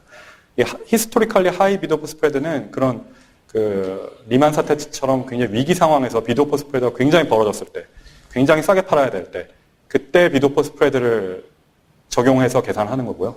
헤어컷 가정은 그때 우리가 얼마나 팔 때 손실을 보고 팔았었는지 히스토리컬리 어떤 나온 그런 숫자를 근거로 해서 그 채권을 할인하는 겁니다. 그래서 그 채권을 얼마나 많이 디스카운트해서 팔아야 되는지를 할인해서 그거를 유동화 비용을 계산하는 거죠. 그 다음에 또 저희는 그 유동성 리스크 관리 수단으로서 그 최저 정부채 보유 한도를 갖고 있거든요. 그래서 당연히 정부채 국채 같은 경우에 유동성이 가장 높은 자산이기 때문에 국채를 일정 수준 이상 보유해야 된다는 그런 규정입니다. 그래서 유동성 있는 자산을 어느 정도 이상 보유할 수 있게 하기 위한 그런 관리 규정이죠. 파생상품 리스크 모니터링인데요. 파생상품은 아까 말씀드렸다시피 그 일반적인 그런 주식이나 채권에 비해서 한 번 더 어떤 파생적으로 나온 그런 상품이기 때문에 리스크가 좀 더 있습니다. 복잡하기도 하고, 그리고 가장 큰 문제는 이제 레버리지 효과가 있거든요. 파생상품 같은 경우는 내가 돈이 없어도 살 수 있고, 그 다음에 또 선물 같은 경우는 그렇죠. 그리고 옵션 같은 경우에는 어떤 옵션 프리미엄만 받고 어떤 채권을 산 거랑 똑같은 효과를 낼 수도 있고, 그런 게 바로 이제 레버리지 효과거든요. 내가 돈이 없어도 거래할 수 있는, 빚을 내고 거래할 수 있는 그런 효과가 파생상품에 있기 때문에 굉장히 위험한 측면이 있습니다. 그렇기 때문에 더 많은 리스크 관리를 하고 있고요. 그래서 이거는 이제 그 통합 지표 모니터링, 아까 말씀드렸던 VaR라든지 듀레이션이나 이런 거는 저희가 현물하고 파생상품랑 다 같이 포함해서 리스크 관리를 같이 하고 있고요. 같이 지표 모니터링도 하고 리스크 관리도 하고 있고요. 그 다음에 이런 거 이제 파생상품만의 특별한 그런 리스크한 겁니다. 아까 말씀드렸다시피 파생상품은 더 리스크 수준이 높기 때문에, 이런 거래 한도라든지, 아니면 만기 한도라든지, 아니면 옵션 프리미엄 한도라든지, 아니면 손절매 한도라든지, 이런 특별한 한도를 더 두고 있습니다. 이거는 그 파생상품 리스크 관련한 최근 이슈인데요. 사실 저희가 이제, 파생상품 같은 경우에 굉장히 그 변화가 빠르고, 시장의 변화가 빠르기 때문에 계속 저희가 쫓아가야 됩니다. 파생상품의 어떤 변화 트렌드를.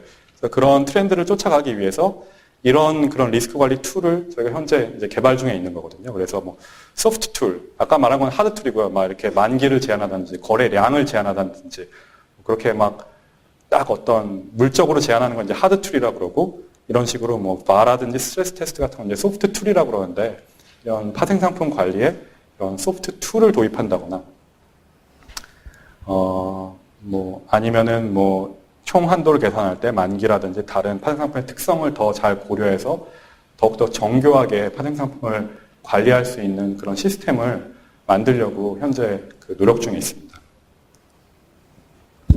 다음은 운영 리스크 관리인데요. 운영 리스크는 아까 말씀드렸지만은 어떤 인적인 측면, 뭐 사람이 뭐 실수한다든지, 뭐 잘못한다든지, 아니면 갑자기 시스템이 뭐 망가졌다든지, 뭐 그런 면에서 발생할 수 있는 그런 리스크를 관리하는 거거든요.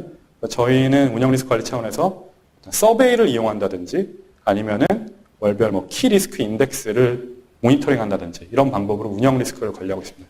자세한 내용은 사실, 좀 복잡할 것 같고요. 뭐, 간단하게 말씀드려서 뭐, 어떤 시스템이 얼마나 복잡해서 실수 가능성이 있는지, 아니면은 뭐, 거래가 진행, 뭐, 결제 실패가 얼마나 일어나는지, 아니면 거래량이 얼마나 많은지, 그래서 좀 더 일할 때 더 복잡성을 배가시키고, 좀 어려움을 배가시키는 그런 요인들이 있는지를 서베이를 통해서 점검하는 활동입니다. 그렇게 해서 이거를 인덱스화해서 얼마나 운영 리스크 수준이 뭐 전월에 비해서 아니면은 뭐 전년에 비해서 얼마나 높아지고 낮아졌는지를 저희가 파악하고 있습니다. 그다음에 이제 컴플라이언스인데요. 컴플라이언스는 이제 최근에 어떤 규제 강화나 뭐 이런 움직임 때문에 굉장히 중요시되고 있습니다. 그래서 일단 컴플라이언스는 투자기관이 자산운용과 관련한 모든 규칙과 규정 및 절차를 제대로 준수하고 있는지를 확인하고 모니터링하는 활동 모두를 컴플라이언스라고 합니다. 저희 이제 한국은행 외장운용원 같은 경우에는 컴플라이언스 오피서를 따로 두고 있거든요. 그래서 그 컴플라이언스 오피서 분이 이런 모든 그런 규정 절차가 잘 지켜져 있는지를 계속 모니터링하고 계시고요.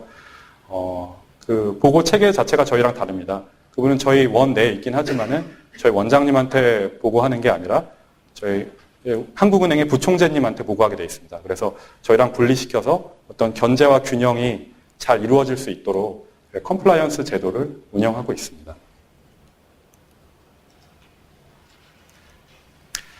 그 다음은 IT 시스템인데요. 이거는 그냥 간단하게 언급만 하고 넘어가도록 하겠습니다. 저희가 이런 모든 리스크 지표, 이거는 당연히 손으로 계산할 수가 없거든요. 아까 말씀드렸던 물론 손으로 엑셀로 계산할 수 있는 것도 있습니다. 근데 대부분은 이런 비싼 그런 시스템들을 이용해서 계산하고 있습니다. 그래서 다 뭐 이게 칼립소라는 시스템이 저희 인하우스 시스템, 저희 내부적인 그런 시스템이고요. 이런 것들은 다 저희가 그 외부 시스템을 쓰는 것들입니다. 외부에서 가져온 시스템들인 거죠. 보통 굉장히 비싸고 좋은 시스템들이고요. 특히 리스크 프론티어, 무디스에서 나온 이 리스크 프론티어라는 시스템은 제가 알기로는 우리나라에서 쓰는 데는 한국은행 한 군데밖에 없거든요. 이 시스템을 통해서 뭐 크레딧 바라든지 아니면은 뭐 신용 리스크라든지 이런 각종 지표들을 시산하고 있습니다. 다음은 최근 리스크 관리 과제인데요. 아까도 잠깐 언급드렸던 것 같긴 한데 최근에 이제 뭐 금융위기 이후에 모든 게 많이 바뀌었습니다. 특히 이 금융 투자 이쪽에서는 정말 많은 게 바뀌었는데요. 리스크 관리 측면도 예외가 아닙니다. 많이 바뀌었고요. 그래서 그 바뀐 그런 트렌드를 따라잡기 위해서 저희도 계속 부단히 노력하고 있는 중인데요. 첫 번째는 이겁니다. 수익률 분포와 정규 분포를 보이지 않음. 아까 제가 잠깐 바의 한계 설명할 때 말씀드렸던 것 같은데 이게 굉장히 문제거든요. 그래서 수익률 분포를 보통은 이제 일반 전통적인 리스크 관리에서는 정규 분포라고 가정을 하는데 실제 수익률 분포는 정규 분포보다 훨씬 꼬리 부분이 두터운 형태입니다. 그걸 팻테일이라고 그러거든요. 꼬리가 두껍다고 해서 팻테일이라고 그러는데 꼬리가 두껍다는 얘기는 아까 말씀드렸지만은 정규 분포가 예상하는 것보다 극단치에 갈 확률이 높다는 거죠. 이를테면 손실이 날 확률이 정규 분포가 예상하는 것보다 훨씬 크다는 의미인 거거든요. 그리고 아주 극단적인 손실이 날 확률, 이런 걸 뭐 블랙스완이라고도 하고 테일 리스크라고도 하는데 이런 블랙스완이나 테일 리스크가 나타날 그런 확률도 정규 분포가 예상하는 것보다 훨씬 크다는 게 사실 가장 큰 문제인 것 같습니다. 그리고 다음은 이제 신용리스크 계량화 문제인데요. 저희가 아까 말씀드렸다시피 저희가 신용리스크 관리 수단 중에 가장 중요한 거는 그 신용등급이거든요. 신용평가사들이 무디스, S&P, 피치가 발표하는 신용등급인데 이 신용등급이 사실 문제가 많습니다. 그거는 이제 국제적으로 계속 얘기가 되고 있고요. 신용등급 문제가 많다 이러면서. 왜냐하면 신용평가사들이 신용등급을 줄 때 그냥 독립적으로 주는 게 아니라 돈을 받고 주는 거거든요. 그러니까 이를테면은 뭐 골드만삭스가 채권을 발행했다. 그럼 골드만삭스가 신용평가사한테 피를 줍니다. 자기 채권을 평가해달라고. 결국 자기 고객인 거죠. 고객의 신용등급을 신용평가사들이 평가해 주는 거죠. 그러니까는 당연히 어떤 좋게 평가하는 바이어스가 있을 수밖에 없거든요. 그런 것들이 그 지난 금융위기 리만 사태 때 문제가 많이 됐었고요. 그렇기 때문에 약간 신용등급의 신뢰도가 떨어진다라는 문제점이 계속 제기됐었고요. 또한 신용등급의 특징이 뭐냐면은 계속 가만히 있다가 이벤트가 벌어지고 나면은 그때서야 대거 하향 조정하는 그런 행태가 많이 보입니다. 이번에 뭐 우리나라 동양 사태에서도 뭐 그런 일이 일어났다고 그러는데요. 마찬가지로 국제신용평가사들도 마찬가지입니다. 그래서 그 전까지는 절대 움직이지 않다가 일이 벌어지고 난 다음에서야 신용등급을 하향 조정하는 그런 일을 비일비재하거든요. 그렇기 때문에 신용등급에 의해서 리스크 관리를 하다 보면은 뒤처지게 되는 그런 위험이 있을 수 있습니다. 그 다음에 이제 또 분산 투자 효율성이 작동하지 못한다. 이것도 굉장히 중요한데요. 위기시 이후에 자산 간의 상관관계가 다 올라갔습니다. 상관관계가 올라갔다는 것은 굉장히 투자자 입장에서 굉장히 안 좋은 거거든요. 그러니까 투자자들의 제일 목표는 어떤 위험을 최소화하는 가운데 수익성을 얻는 건데 위험을 최소화하는 방법은 분산 투자입니다. 그건 뭐 주식에서도 마찬가지일 것 같은데 채권에서도 마찬가지입니다. 여러 가지 상품에 분산 투자를 해서 어떤 상쇄될 수 있게 이게 떨어졌을 땐 저게 올라오고 저게 떨어졌을 땐 이게 올라오고 그래서 상쇄될 수 있게 하는 게 분산 투자의 효과인데 근데 상관관계가 높아지면은 올라갈 땐 다 같이 올라가고 내려갈 땐 다 같이 떨어져서 아무리 분산 투자를 해도 그게 위험이 줄어드는 효과가 나질 않습니다. 근데 그런 현상이 지금 금융위기에 많이 보였거든요. 그래서 아까 제가 초반에 말씀드린 빅스 지수 같은 거 그게 다른 그런 금융상품이랑 굉장히 낮은 상관관계를 갖기 때문에 또 많은 투자자들이 주목하고 있는 이유이기도 하죠. 어쨌든지 간에 그런 분산 투자의 효율성이 작동하지 못한다는 점. 이 점도 큰 문제로 제기되고 있습니다. 그 다음에는 이제 규제 강화인데요. 규제 강화 트렌드는 굉장히 요즘에 화두고요. 미국이랑 유럽에서 다 규제가 많이 강화되고 있는데요. 투자에 대한, 왜냐하면 워낙 크게 뒤었기 때문에 규제를 엄청나게 강화하고 있습니다. 미국도 그렇고 유럽도 그렇고. 그래서 대표적으로 이제 도드 프랭크 액트라는 그런 법안이 발효가 되었는데 그 법안에 의해서 뭐 저희가 많이 거래하는 뭐 채권 거래라든지 OTC 파생상품 거래에 대해서 뭐 정보 공개라든지 사실 중앙은행으로서는 사실 정보 공개하기가 쉽지 않거든요. 저희가 이제 투자하는 거나 이런 것들은 다 저희 통화 정책이랑 관련이 되기 때문에 저희가 정보 공개를 해서 어디에 투자한다, 어떤 걸 많이 산다, 이런 게 좀 시장에 잘못된 그런 시그널을 줄 수가 있거든요. 그렇기 때문에 중앙은행은 정보를 공개하는 게 굉장히 민감한데, 저희는 미국 법에 의해서 거래를 많이 하거든요. 미국 상품을 투자를 많이 하기 때문에. 그렇지만, 근데 그 도드 프랭크 액트에서는 그런 공개 의무 같은 걸 지고 있죠. 또 저희한테는 굉장히 큰 도전이 되고 있습니다. 일단, 베일-인 원칙. 베일-인 같은 경우는 베일-아웃이란 말은 많이 들어보셨을 것 같은데요. 베일-아웃은 말 그대로 어떤 금융기관이 부도가 나거나 그럴 때 정부가 개입해가지고 공적 자금을 투입하는 게 베일아웃이죠. 그래서 돈을 막 천문학적으로 투입해가지고 그 베일아웃을 미국이 엄청나게 많이 했거든요. 리만 사태 이후에. 많은 뭐 보험 AIG였나 하여튼 보험사들이 망하지 않게 하기 위해서 공적 자금을 엄청나게 투입해서 그 금융기관들 살려놓고. 근데 그게 비판이 많았습니다. 왜냐하면 그게 다 납세자의 돈이잖아요. 그러니까 나의 세금으로 왜 부자 금융기관들 살려줘야 되느냐는 그런 비난이 많아서 요즘 베일-인 원칙, 이건 투자자들이 부담하는 겁니다. 어떤 금융기관들이 어려움에 처하거나 망하게 됐을 때 그 금융기관에 투자한 채권자, 저희는 이제 거의 채권을 많이 사기 때문에 저희는 채권자가 되겠죠. 채권자라든지 아니면 주식 투자라든지 그런 투자자들이 자금을 투입하는 겁니다. 그래서 그 금융기관을 살리는 겁니다. 납세자의 도움 없이. 그래서 이런 원칙들은 특히 유로존을 중심으로 많이 확산되고 있거든요. 그래서 이 베일인 움직임 역시 저희 같은 그런 투자자한테는 굉장히 큰 어려움이 되는 거죠. 그다음 또 유동성 리스크 상승. 또 페드가 최근에 많이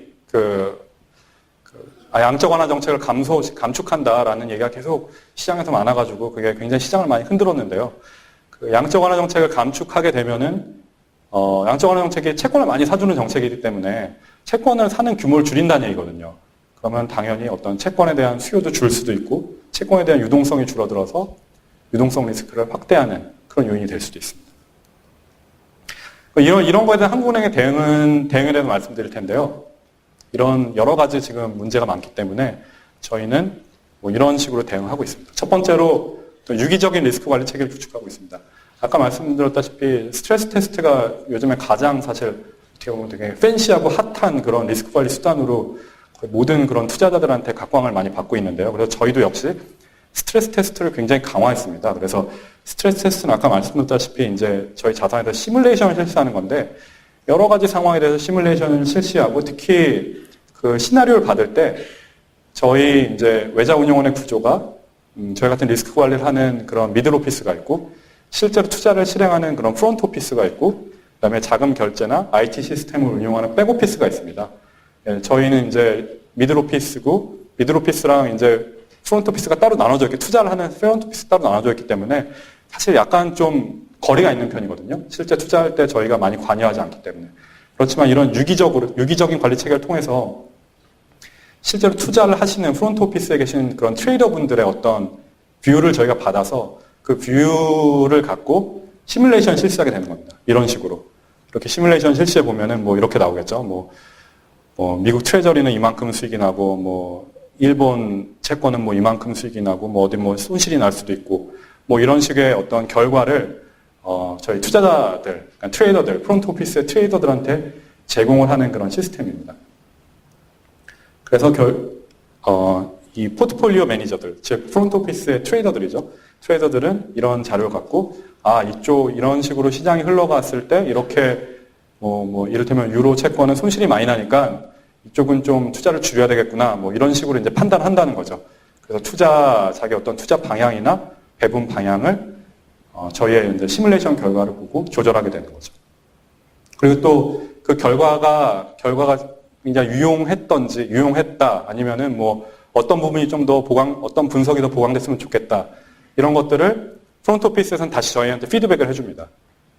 어떤 쪽으로 더 보강하면 좋겠다고. 그러면은 저희 쪽에서는 그거를 반영을 해서 다시 시뮬레이션을 실시하는 거죠. 그러니까는 어떤 수요자라고 하면 이제 포트폴리오 매니저들, 트레이더들이겠죠. 수요자의 어떤 니즈에 맞는 커스터마이즈된 그런 포트폴리오 시뮬레이션을 실시해 주는 거죠. 그 다음은 시스테믹 리스크 및 테일 리스크 관리 체계를 도입하는 겁니다. 아까 테일 리스크는 아까 말씀드렸죠. 테일 리스크라는 거는 굉장히 극단적인 손실이 발생할 위험이거든요. 블랙스완 같은. 블랙스완이라고 얘기하면은 뭐 갑자기 막 검정색 백조가 나올 것 같은 그런 엄청나게 드문 확률의 그런 손실을 의미하는 건데요. 그런 걸 테일 리스크라고 얘기하고요. 그다음 시스테믹 리스크라고 하면은 어떤 금융기관, 뭐 거대 금융기관이 되겠죠. 거대 금융기관의 파산이 전체적인 그런 금융 시스템을 다 붕괴시키는 그런 리스크. 이를테면은 2008년에 리만 브라더스가 무너져서 전 세계적인 그런 글로벌 파이낸셜 크라이시스가 왔던 것 같은 그런 크라이시스를 시스테믹 리스크라고 얘기하거든요. 그래서 이런 시스테믹 리스크랑 테일 리스크의 발생 가능성이 아까 말씀드렸다시피 높아졌기 때문에 그거를 관리하기 위한 저희가 더 강화된 그런 리스크 관리 시스템을 도입했습니다. 그래서 시스템 리스크를 관리하기 위해서는 S 리스크라는 지표를 도입했습니다. S 리스크 지표는 뭐 시장 위기 상황 시 특정 금융의 예산 자본 부족을 나타내는 지표인데요. 이 지표가 어떤 시스템 리스크에 대한 조기 경보로서의 그런 유용성이 뛰어나기 때문에 저희가 이 지표를 도입했고요. 그 다음에 expected shortfall. 이 지표도 정말 알아두시면은 좋을 것 같은데요. 이것도 굉장히 유명한 지표고 expected shortfall. 이거는 VAR랑 비슷한 지표인데요. 그러니까 VAR는 아까 말씀드렸다시피 어떤 특정 상황에서 기간 동안에 최대 손실액이 얼마인지를 계산하는 지표잖아요. 이 expected shortfall 지표는 그 VAR을 초과하는 손실액의 기대 평균입니다. 그러니까 이게 VAR보다 좋은 점은 뭐냐면은 VAR는 VAR을 초과하는 그런 손실에 대한 정보를 하나도 제공해주지 못합니다. 아까 말씀드렸다시피 VAR가 1,000만 불이다 그러면은 100일 동안 한 5일은 1,000만 불의 손실이 날 수 있겠구나 이렇게 생각하는 거고 그 1,000만 불 실제로 얼마나 손실이 날지에 대한 정보는 제공해주지 못하거든요. 1000만 불 이상이라고만 얘기를 하죠. 근데 이 expected shortfall은 기대치이기 때문에 실제로 손실의 기대값이 얼마나 될지를 추정을 해줍니다. 그래서 물론 당연히 바보단 크겠죠. 그거보다 초과되는 손실의 기대값이기 때문에. 그래서 이거는 어떤 그 분포의 형태에 따라서 좌우되기 때문에 분포가 만약에 수익률 분포가 패테일 형태다. 테일이 아주 두꺼운 형태다. 그러면은 expected shortfall이 커지고 좀 얇은 형태다. 그러면 작아지고. 그렇기 때문에 어떤 테일 리스크를 알 수 있는 대표적인 지표로 사용되고 있습니다. 그래서 이거는 좀 더 구체적으로 어떤 식으로 저희가 관리하고 있는지를 보여드리는 건데요. 아까 말씀드린 VAR랑 방금 말씀드린 expected shortfall을 비교를 하는 겁니다. 그래서 VAR가 이를테면 1000만 불이었는데 expected shortfall은 뭐 1500만 불이다. 그러면은 그 비율 1.5가 되겠죠? 1.5까지는 괜찮다고 보는 겁니다. 1.5 정도까지는 이를테면 이건 예를 든 건데요. 1.5배 정도까지는 이 정도는 뭐 큰 테일 요인은 없구나, 테일 리스크는 아니구나 하고 괜찮아서 보는 거고요. 만약에 뭐 VAR는 뭐 1000만 불인데 expected shortfall은 이를테면 1800만 불이다. 그래서 뭐 1.8배 정도 됐다. 그러면 이제 옐로우 존에 들어가는 거가 되겠죠. 그래서 옐로우 존 이상으로 가면은 저희가 이제 그 포트폴리오에 대한 또 시뮬레이션을 실시하는 겁니다. 시뮬레이션 실시해서 어떤 요인 때문에 이렇게 expected shortfall이 올라가고 테일이 커졌는지를 요인 분석을 한 다음에 그걸 피드백을 주는 거죠. 프론트 오피스에. 그래서 어떤 그 팩터들, 뭐 이를테면 스프레드 팩터라든지 아니면 듀레이션 팩터 그런 팩터들을 좀 뭐 줄여 주십시오. 뭐 이런 식으로 워닝을 준다거나 정보를 준다거나 그렇게 리스크 관리를 하게 됩니다. 그다음에 이제 내부 신용평가 모델인데요. 아까 말씀드렸다시피 신용평가사의 신용등급이 문제가 많습니다. 그래서 신뢰도도 많이 떨어졌고, 거기다가, 또, 신용등급 가지고 리스크 관리 하다 보면 가장 큰 문제가 뭐냐면은, 신용등급이 떨어지면 우리만 떨어지는 게 아니라 우리만 가지고 있는 게 떨어지는 게 아니라 같이 다 떨어뜨리잖아요. 이를테면 미국에 대한 신용등급을 떨어뜨렸다.